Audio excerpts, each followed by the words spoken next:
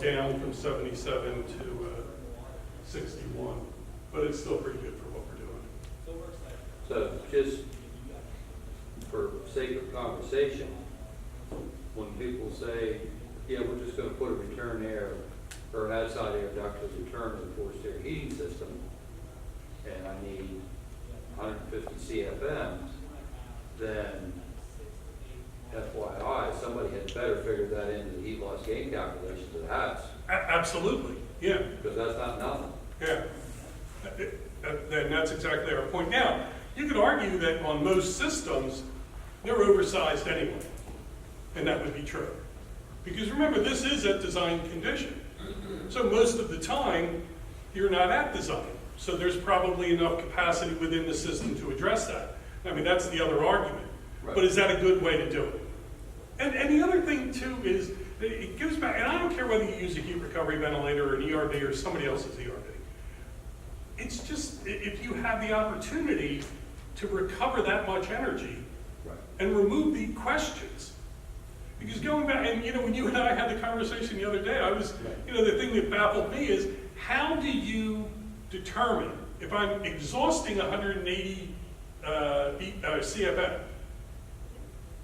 This is the exhaust only side. Right. If I'm exhausting 180 CFM, how do I know where this air is coming from and how do I know the volume? And from your position as a code official, I think you said to me, well, they have to show us a plan.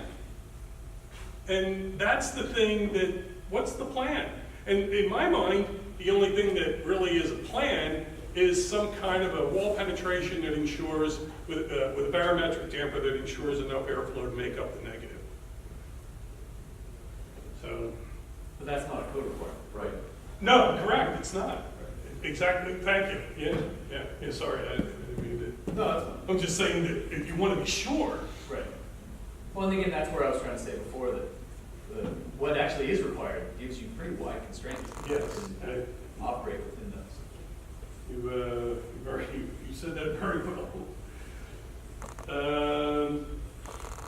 So I think these diagrams, I think we've covered a lot of this, but these diagrams do show the most, if we're talking about balanced systems integrated, these are simplified versions of what your different options are.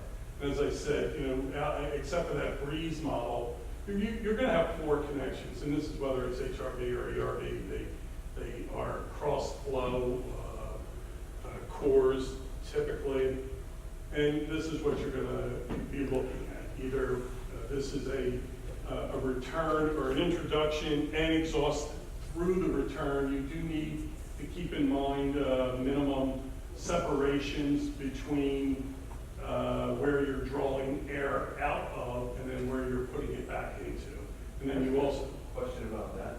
Yes, sir. So the Breeze basically takes those 2 connections to the ductwork and puts them into the unit. Exactly. So you lose that 3 feet. Yeah. What do you compromise if you go with that option?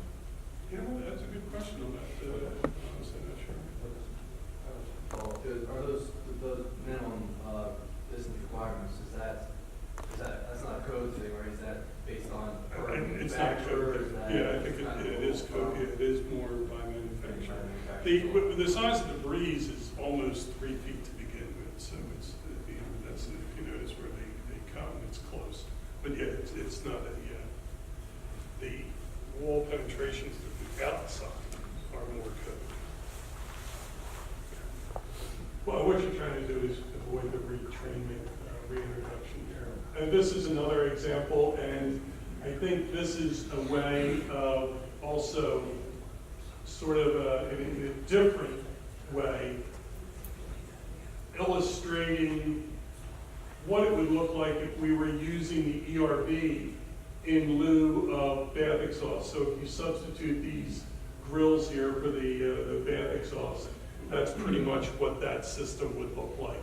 And going back to the idea of no exhaust air transfer ratio, there's no problem whatsoever with bath exhaust crossing our core. You will not get that cross-contamination to the incoming airstream. Back to that slide real quick. Yes, sir. So there's no integrated fan in your HV, correct? There's no what? Integrated fan. Yeah, there's, yeah, oh, yeah. Yeah, there's, depending upon the size of the ERV, it's usually just one fan serving both airstreams. As you get larger, you have separated fans or individual fans for each airstream. So pros, balanced system transfers heat, which increases comfort, and well, we got all these things, right? We pretty much covered them.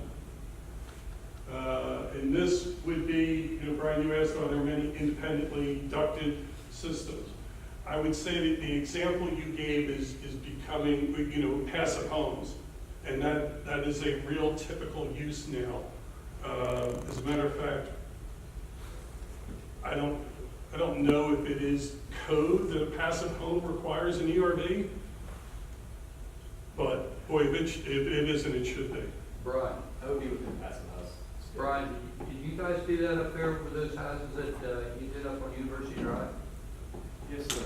Yeah, they were heated with mini splits and had an ERV that we use PVC ducting Yeah. to move that air around. Right. Okay. That was more like that configuration. Exactly. They just had returns, and they weren't necessarily bathroom exhaust returns. Right. They were just returns, so they got the air exchange. Yep. Yeah, and that's exactly the way it would be a typical use there.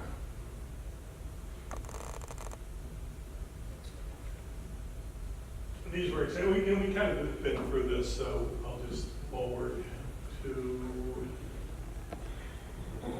the summary. Before I do, I just want to make one other point about sort of the mechanical ventilation history, if you will. Pennsylvania, frankly, is a little slow to adopt the changes or the move to these types of requirements. Mechanical ventilation in homes has been a fact in states like Wisconsin, Minnesota, Michigan, New York to a degree, has been moving in that direction. And what we've seen is that the exhaust only, the supply only have tended to fall by the wayside, and ERVs or HRVs have been the way they've gone. And here's the reason why. It just removes all the variables. They remove all the questions about, again, where the air is coming from and things like that. So just to piggyback on that point, whole house mechanical ventilations systems are mandatory now. There are 3 systems. We've covered them pretty well. All of them have their pros and cons. And as Brian said in his wrap up earlier, it's going to be based on budget, and it's going to be based on the performance that's required for each location. So I hope we've made everything clear. I'm not sure I did, but I know Brian was pretty clear in his presentation on code. And we appreciate your time. If there are any questions, we're happy to entertain them, or if there's specific questions you want to talk to us about afterwards, we're happy to do that as well. Bob? Thank you.